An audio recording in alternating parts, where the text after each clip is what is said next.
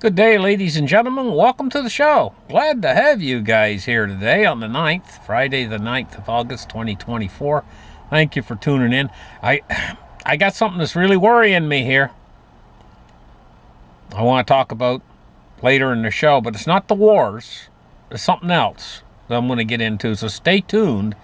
It could be something really bad starting to happen. It's got me worried. Anyway, Iran might be mulling their plans of scrapping the plans that they had of taking revenge on Israel. They might be. Perhaps. Still waiting on the attack. It hasn't happened yet. But they're talking about that they might scrap the plans to take revenge on Israel in exchange for a Gaza ceasefire, possibly. I don't know. It says the Middle East and indeed much of the world is bracing for Iran to carry out a revenge attack on Israel over the assassination of Hamas political leader.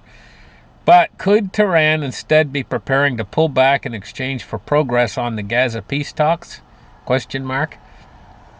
It says this is the hope among regional leaders gathered in an emergency summit in Jeddah.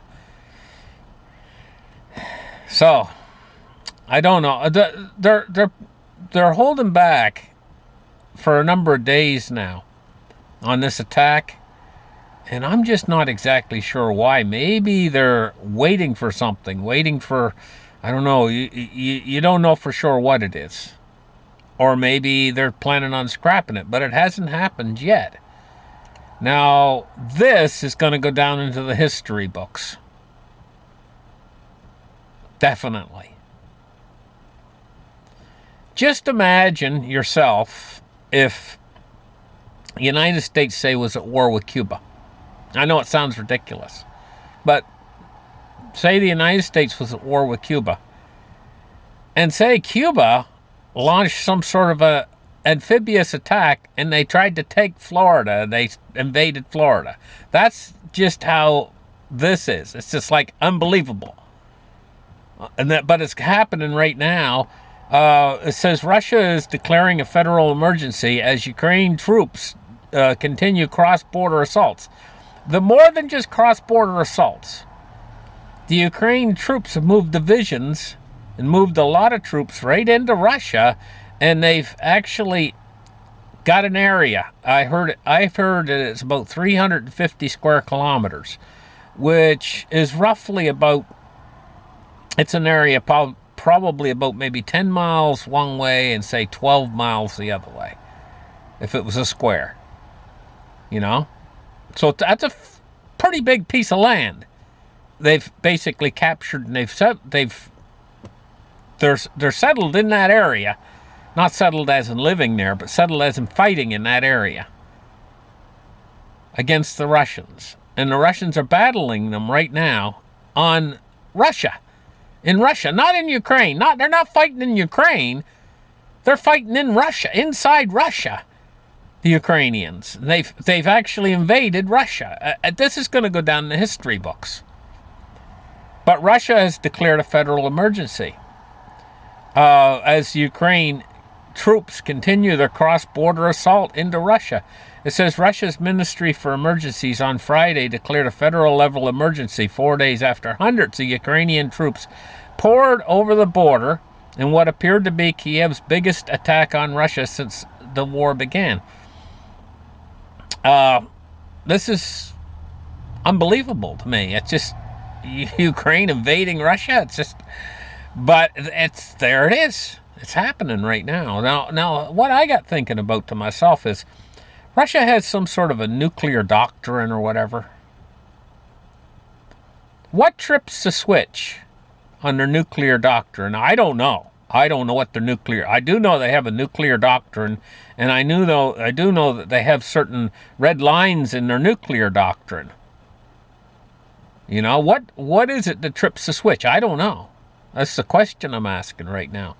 But I do know though, if the switch is tripped, then they could maybe launch nuclear devices. I just don't know what would trip their doctrine or their nuclear doctrine.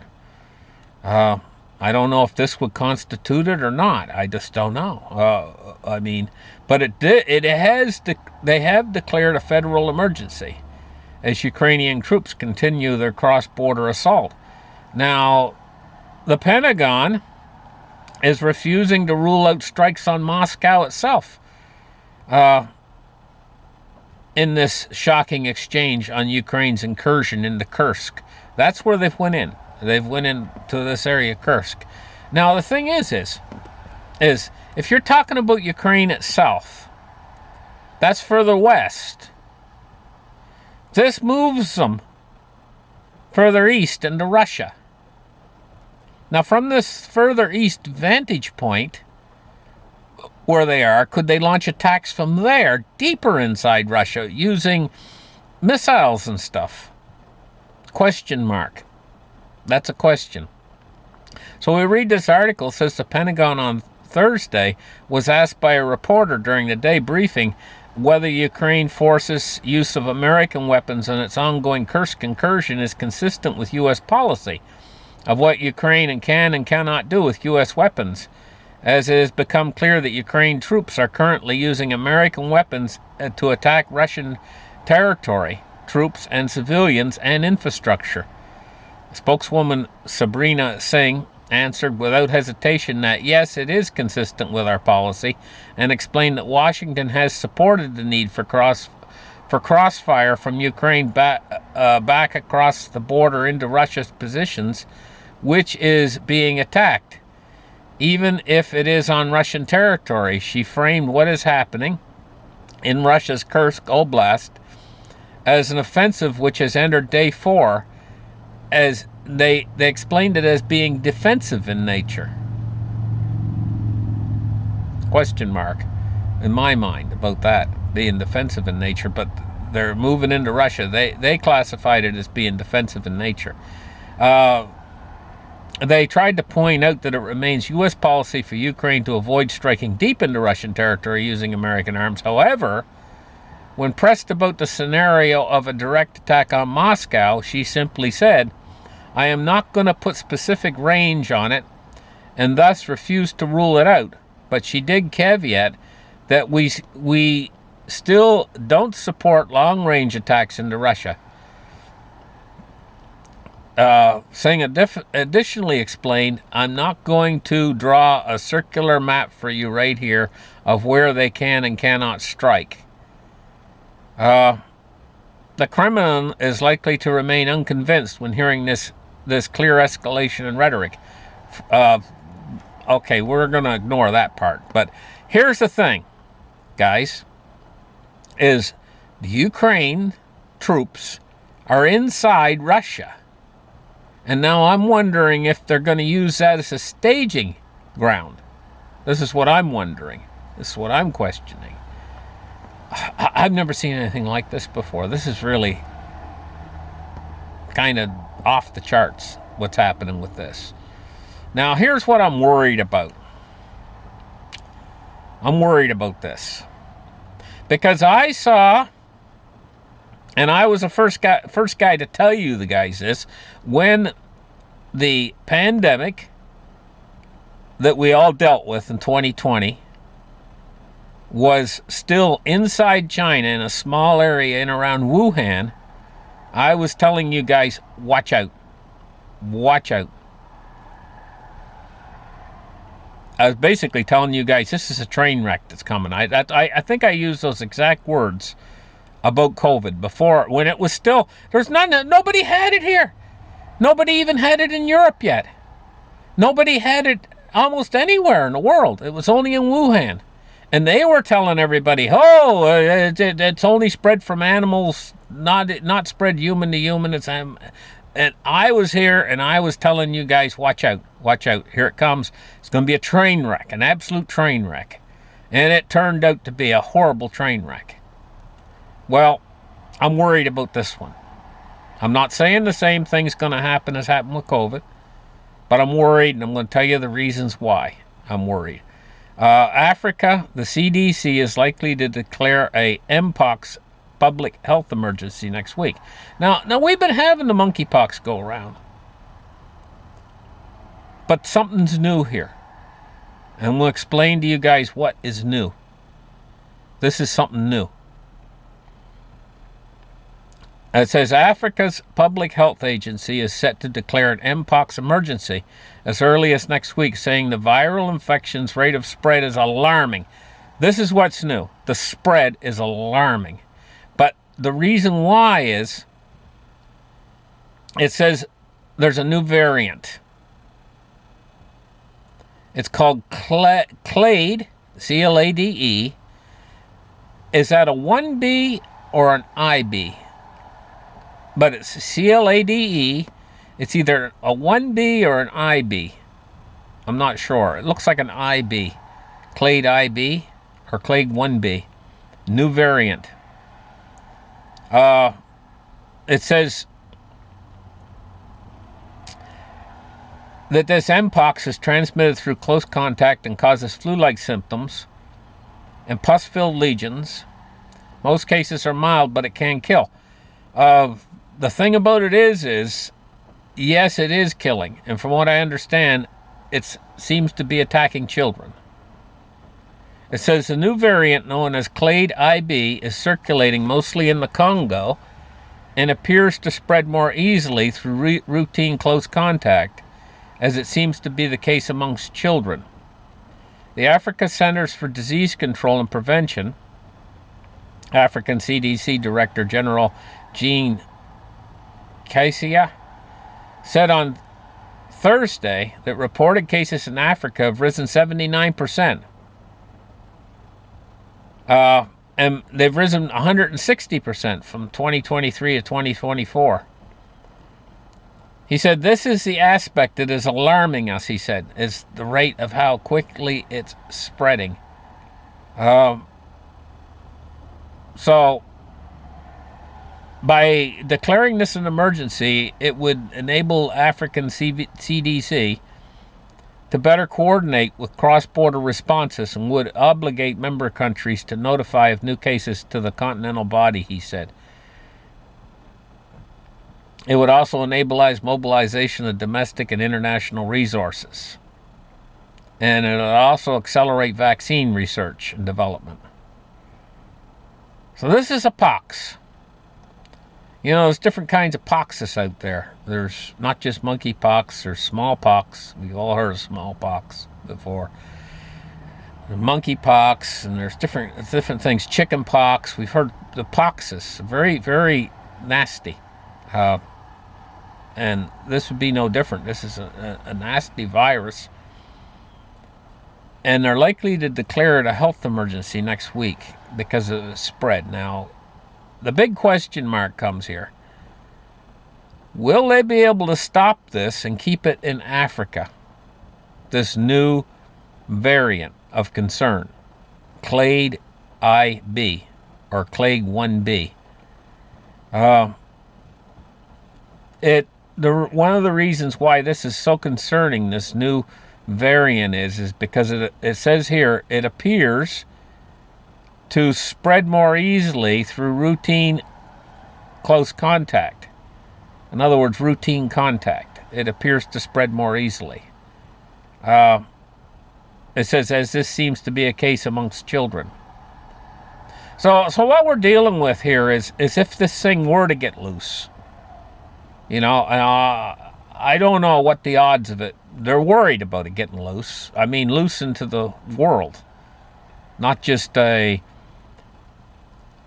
obviously they're worried about it spreading further than Africa. And if it were to get loose, this thing is very dangerous. I think it's got quite a high mortality rate. And so it's very dangerous if it did get loose and become spread past Africa into other countries and stuff and get loose into the population. And I think that's what they're trying to do. They're trying to stop it before it gets out of Africa. So this is worrying me. It's really of concern. And this is not on a lot of people's radar over here. But I'm getting it on my radar really early, just like I did COVID. You know, and I'm not saying that that'll happen with this like it happened with COVID, but I'm watching this to make sure that to see for myself if it's going to spread past Africa.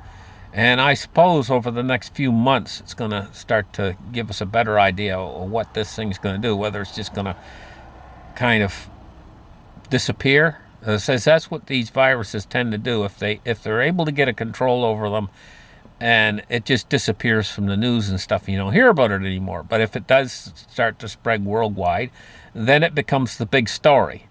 But generally, when we're talking about these things early on, kind of like I talked about COVID early on, we didn't know with COVID. We didn't know whether it would spread around the world or if it would stay in China when I started talking about it. And that's the way with this. We just don't know. What happens is over a period of months, then you start to know. I don't think they really know themselves, but they are alarmed. And that's why they declare emergency, is because they are alarmed over the rate of this viral infections rate of spread. It says the infections rate of spread is alarming right here. But I don't want to alarm you guys. We're just going to keep an eye on this. And nothing to really be alarmed about at this particular point in time. Just something we're keeping our eye on in this channel. Now the silver price today it's off by 10 cents. It's at $27.42 today. Now, when it was down to 26s, I told you guys I thought it was going to bounce a little bit. It's bounced some. I'm actually expecting it to bounce a bit more, too, from here. Back up a little bit higher is what I'm kind of expecting. It really took a beating. So did Bitcoin. Bitcoin took an awful beating. Bitcoin went down to 50,000. Now it's back up to 60,000. So Bitcoin's at 60,280. Ethereum is at 25.94. And we're looking at XRP at 57.9 cents. XRP, wow, it's up 7.9 cents. It's up today. XRP, 57.9 cents. Now, the stock market today, we're taking a look at the S&P 500, which is up 16 points at 5,335. And the Dow Jones is down 5 points at 39,441. It's kind of a blasé kind of day in the markets. Not much movement today. Very kind of low volatility day for a change. Crude oil is up 46 cents at 76.65 on crude. Taking a look at our bonds and rates today, we're looking at the long end falling. The middle of the yield curve is rising, and the short end's rising. So we got a little bit of a mixed bag today. But the U.S. 10-years fell 5 basis points to 3.94, and the U.S. 30-year has fell 5.8 basis points to 4.22. And taking a look at our U.S. dollar index today, it's dropping today, but not significantly. It's at 103.14. It's dropped slightly today. Anyway, listen, guys, we're right on the edge of a lot of problems out there spinning up, coming at us. It's really strange because, up until the year 2020, we didn't have all these arrows shooting at us. Now we're ducking them. Like one flies that way. Ooh, well, it just missed me. Ooh, whoa, another one whizzes by that way. Ooh, it just missed me. And if you get enough arrows flying at you, sooner or later one's going to hit. And what am I talking about, these arrows? I'm talking about things like another country wanting to go to war or exchange shots with another country like it's happening in Israel and Iran right now. That's like an arrow coming at us. It hasn't happened, Russia invading Ukraine invading Russia, that's like another arrow. It could erupt into something bigger. The diseases, like this disease here, Another arrow coming at us. Just missed us. Bad hurricane season coming. Now they got hurricane category 6. It's another arrow flying at us, you know. And you know, these rioters and stuff, you know, like over in the United Kingdom. Do they realize how vulnerable our system is and what would happen if our system were to collapse and they couldn't get it back running again? If infrastructure and stuff collapsed and the people all started to act up and stuff and keep things from being restored, power from being restored, do they realize how vulnerable our system is? And that they're reliant upon it? Yeah, sure, they go out and they do their riots and stuff, and then they go home and they cook up supper or dinner on the stove with the heat that's coming from the electricity. They take it all for granted. It feeds them. The system feeds them. Imagine a day at some point in the future, man, I don't know, maybe 5 years from now or something, they engage in these riots and they burn the cities to the ground or whatever they're going to do. And then they come home and they want something to eat and they go turn on the stove and there ain't no electricity. Well, you did it to yourself. That's how vulnerable our system is. You know?